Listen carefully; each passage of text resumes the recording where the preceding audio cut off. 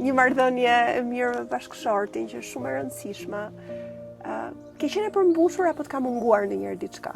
Kam gjetur një bashkëshort i cili prapë e quaj fat. Është komplet jashtë kornizave që unë kisha vendosur për veten time dhe prandaj e quaj fat sepse është një njeri i ndershëm dhe ai. Në ç'kuptim jashtë kornizave? Po nuk e mendoja asnjëherë që domethënë nuk kishte absolutisht ato kriteret që kisha unë për bashkëshortin tim. Më shikoja një akademik.